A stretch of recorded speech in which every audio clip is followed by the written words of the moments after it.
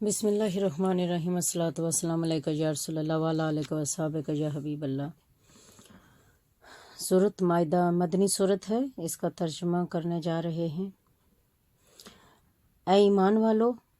اپنے عہد پورے کرو، تمہارے لیے چوپاہے جانور یعنی مویشی حلال کر دیے گئے ہیں، سوائے ان جانوروں کے جن کا بیان تم پر آئندہ کیا جائے گا۔ لیکن جب تم احرام کی حالت میں ہو، شکار کو حلال نہ سمجھنا، بے شک اللہ جو چاہتا ہے حکم فرماتا ہے۔ اے ایمان والو، اللہ کی نشانیوں کی بے حرمتی نہ کرو اور نہ حرمت اور ادب والے مہینے کی، یعنی ذوالقعدہ، ذوالحج، محرم اور رجب میں سے کسی ماہ کی، اور نہ حرم کعبہ کو بیجے ہوئے قربانی کے جانوروں کی، اور نہ مکہ لائے جانے والے ان جانوروں کی جن کے گلے میں علامتی پٹے ہوں، اور نہ حرمت والے گھر یعنی خانہ کعبہ کا قصد کر کے آنے والوں کی جان و مال اور عزت آبرو کی بے حرمتی کرو،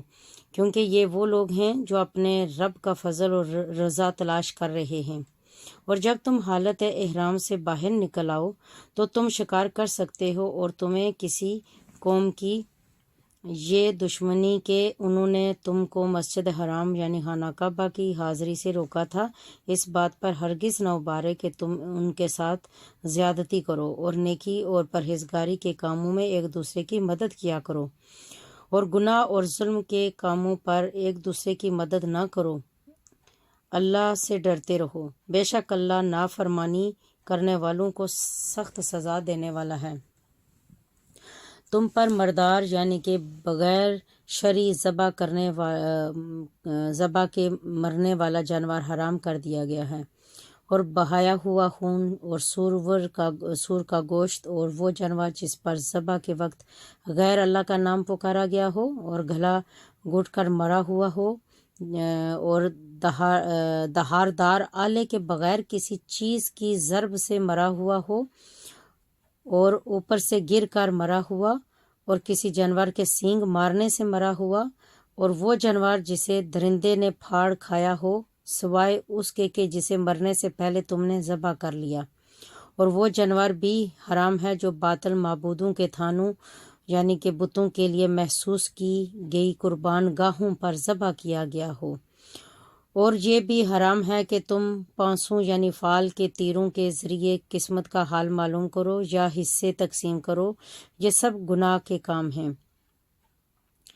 آج کافر لوگ تمہارے دین کے غالب آ جانے کے باعث اپنے ناپاک ارادوں سے مایوس ہو گئے، سو اے مسلمانوں، تم ان سے مت ڈرو اور مجھ سے ہی ڈرا کرو۔ آج میں نے تمہارے لیے تمہارا دین مکمل کر دیا اور تم پر اپنی نعمت پوری کر دی، اور تمہارے لیے اسلام کو بطور دین یعنی کہ مکمل نظام حیات کی حیثیت سے پسند کر لیا۔ پھر اگر کوئی شخص بھوک اور پیاس کی شدت میں اضطراری یعنی کہ انتہائی مجبوری کی حالت کو پہنچ جائے، اس شرط کے ساتھ کہ گناہ کی طرف مائل ہونے والا نہ ہو، یعنی حرام چیز گناہ کی رغبت کے باعث نہ کھائے، تو بے شک بہت بخشنے والا اللہ اور نہایت مہربان ہے۔ لوگ آپ سے سوال کرتے ہیں کہ ان کے لیے کیا چیز حلال کی گئی ہے، آپ ان سے فرما دیں کہ تمہارے لیے پاک چیزیں حلال کر دی گئی ہیں، اور وہ شکاری جانور جنہیں تم نے شکار پر دوڑاتے ہوئے یوں سدھار لیا ہے کہ تم انہیں شکار کے وہ طریقے سکھاتے ہو جو تمہیں اللہ نے سکھائے ہیں، سو تم اس شکار میں سے بھی کھاؤ جو وہ شکاری جانور تمہارے لیے مار کر روک رکھیں، اور شکار پر چھوڑتے وقت اس شکاری جانور پر اللہ کا نام لیا کرو اور اللہ سے ڈرتے رہو، بے شک اللہ حساب میں جلدی فرمانے والا ہے۔ آج تمہارے لیے پاکیزہ چیزیں حلال کر دی گئی ہیں، اور ان لوگوں کا ذبیحہ بھی جنہیں الہامی کتاب دی گئی تمہارے لیے حلال ہیں، اور تمہارا ذبح ان کے لیے حلال ہے، اور اس طرح پاک دامن مسلمان عورتیں اور ان لوگوں میں سے پاک دامن عورتیں جنہیں تم سے پہلے کتاب دی گئی تھی تمہارے لیے حلال ہیں، جبکہ تم انہیں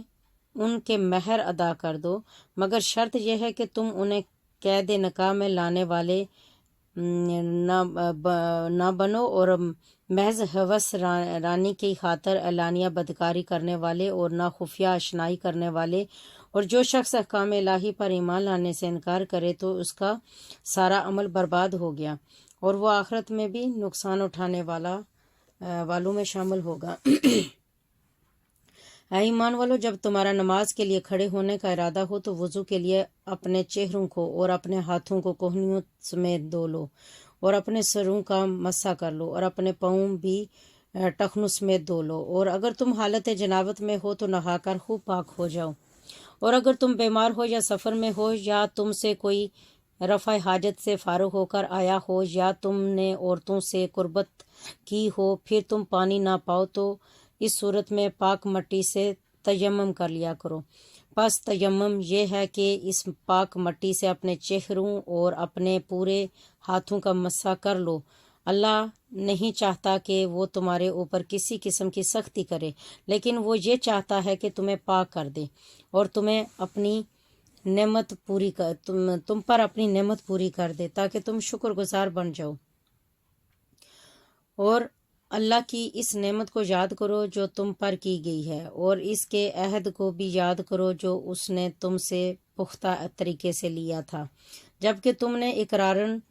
کہا تھا کہ ہم نے اللہ کے حکم کو سنا اور ہم نے اس کی اطاعت کی، اور اللہ سے ڈرتے رہو، بے شک اللہ سینوں کی پوشیدہ باتوں کو خوب جانتا ہے۔ اے ایمان والو، اللہ کے لیے مضبوطی سے قائم رہتے ہوئے انصاف پر مبنی گواہی دینے والے ہو جاؤ، اور کسی قوم کی سخت دشمنی بھی تمہیں اس بات پر نہ کرے کہ تم اس سے عدل نہ کرو۔ عدل کیا کرو کہ وہ پرہیزگاری سے نزدیک تر ہے، اور اللہ سے ڈرا کرو، بے شک اللہ تمہارے کاموں سے خوب آگاہ ہے۔ اللہ نے ایسے لوگوں سے جو ایمان لائے اور نیک عمل کرتے رہے وعدہ فرمایا ہے کہ ان کے لیے بخشش اور بڑا اجر ہے، اور جن لوگوں نے کفر کیا اور ہماری آیتوں کو جھٹلایا وہی لوگ دوزخ میں جلنے والے ہیں۔ اے ایمان والو، تم اللہ کے اس انعام کو یاد کرو جو تم پر ہوا جب قوم کفار نے یہ ارادہ کیا کہ اپنے ہاتھ قتل و ہلاکت کے لیے تمہاری طرف دراز کریں، تو اللہ نے ان کے ہاتھ تم سے روک دیے، اور اللہ سے ڈرتے رہو، اور ایمان والوں کو اللہ ہی پر بھروسہ رکھنا چاہیے، اور بے شک اللہ نے بنی اسرائیل سے پختہ عہد لیا، اور اس کی تعمیل اور نگہبانی کے لیے ہم نے ان میں سے 12 سردار مقرر کیے، اور اللہ نے بنی اسرائیل سے فرمایا کہ میں تمہارے ساتھ ہوں، یعنی میری خصوصی مدد اور نصرت تمہارے ساتھ رہے گی اگر تم نے نماز قائم کر رکھی اور تم زکوٰۃ دیتے رہے اور میرے رسولوں پر ہمیشہ ایمان لاتے رہے اور ان کے پیغمبرانہ مشن کی مدد کرتے رہے، اور اللہ کو اس کے دین کی حمایت و نصرت میں مال خرچ کر کے قرض حسن دیتے رہے، تو میں تم سے تمہارے گناہوں کو ضرور مٹا دوں گا اور تمہیں یقیناً ایسی جنتوں میں داخل کر دوں گا جن کے نیچے نہریں جاری ہیں۔ پھر اس کے بعد تم میں سے جس نے بھی کفر یعنی کہ عہد سے انحراف کیا تو بے شک وہ سیدھی راہ سے بھٹک گیا، پھر ان کی اپنی عہد شکنی کی وجہ سے ہم نے ان پر لعنت کی، یعنی وہ ہماری رحمت سے محروم ہو گئے، اور ہم نے ان کے دلوں کو سخت کر دیا، یعنی کہ وہ ہدایت اور اثر پذیری سے محروم ہو گئے۔ چنانچہ وہ لوگ کتاب الہی کے کلمات کو ان کے صحیح مقامات سے بدل دیتے ہیں اور اس رہنمائی کا ایک بڑا حصہ بھول گئے ہیں جس کی انہیں نصیحت کی گئی تھی، اور آپ ہمیشہ ان کے کسی نہ کسی خیانت پر مطلع ہوتے رہیں گے، سوائے ان میں سے چند ایک کے جو ایمان لا چکے ہیں، سو آپ انہیں معاف فرما دیجئے اور درگزر فرمائیے، بے شک اللہ احسان کرنے والوں کو پسند فرماتا ہے۔ اور ہم نے ان لوگوں سے بھی اسی قسم کا عہد لیا تھا جو کہتے ہیں کہ ہم نصارہ ہیں، پھر وہ بھی اس رہنمائی کا ایک بڑا حصہ فراموش کر بیٹھے جس کی انہیں نصیحت کی گئی تھی، سو اس بد عہدی کے باعث ہم نے ان کے درمیان دشمنی اور کینہ روز قیامت تک ڈال دیا، اور عنقریب اللہ انہیں ان اعمال کی حقیقت سے آگاہ فرما دے گا جو وہ کرتے رہتے تھے۔ اے اہل کتاب، بے شک تمہارے پاس یہ رسول تشریف لائے ہیں جو تمہارے لیے بہت سی ایسی باتیں واضح طور پر ظاہر فرماتے ہیں جو تم کتاب میں سے چھپائے رکھتے تھے، اور تمہاری بہت سی باتوں سے درگزر بھی فرماتے ہیں۔ بے شک تمہارے پاس اللہ کی طرف سے ایک نور یعنی کہ حضرت محمد مصطفیٰ صلی اللہ علیہ وسلم آ گیا ہے، اور ایک روشن کتاب یعنی قرآن مجید۔ اللہ اس کے ذریعے ان لوگوں کو جو اس کی رضا کے لیے پیرو ہیں اور سلامتی کی راہوں کی ہدایت فرماتا ہے، اور انہیں اپنے حکم سے کفر و جہالت کی تاریکیوں سے نکال کر ایمان اور ہدایت کی روشنی کی طرف لے جاتا ہے، اور انہیں سیدھی راہ کی سمت ہدایت فرماتا ہے۔ بے شک ان لوگوں نے کفر کیا جو کہتے ہیں کہ یقیناً اللہ مسیح ابن مریم ہی تو ہے۔ آپ فرما دیں کہ پھر کون ایسا شخص ہے جو اللہ کی معیشت میں سے کسی شے کا مالک ہو؟ اگر وہ اس بات کا ارادہ فرما لے کہ مسیح ابن مریم اور اس کی ماں اور سب زمین والوں کو ہلاک فرما دے گا، تو اس کے فیصلے کے خلاف انہیں کون بچا سکتا ہے؟ اور آسمانوں اور زمین اور جو کائنات میں ان دونوں کے درمیان ہے، سب کی بادشاہی اللہ ہی کے لیے ہے۔